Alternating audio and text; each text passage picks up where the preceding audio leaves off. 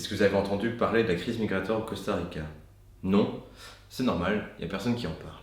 Depuis 2018, plus de 280 000 Nicaraguayens ont demandé l'asile, principalement aux États-Unis et au Costa Rica. En 2025, le Costa Rica doit encore répondre à plus de 170 000 demandes, mais depuis le début de l'année, les autorités costaricaines ont fermé plus de 55 000 dossiers. Pourquoi? Parce que selon eux, il s'agit de dossiers qui ont été abandonnés ou remplacés par des statuts temporaires, ce qui marque une nouvelle stratégie pour accélérer les processus. Sur le terrain, les ONG s'inquiètent parce que de nombreux dossiers ont été déclarés irrecevables, ce qui annule la possibilité de faire appel. Dans ce cas, la seule option, c'est de recommencer tout le processus de demande d'asile.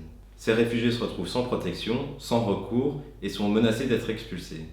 Mais en fait, pourquoi il y a autant de Nicaraguayens qui partent? Depuis 2018, le régime de Daniel Ortega persécute systématiquement les défenseurs des droits de l'homme, les opposants politiques et les représentants religieux. Pour vous donner une idée de l'ampleur de la répression, depuis 2018, le gouvernement a supprimé plus de 5600 ONG et tous les biens qui leur étaient attribués ont été confisqués par l'État.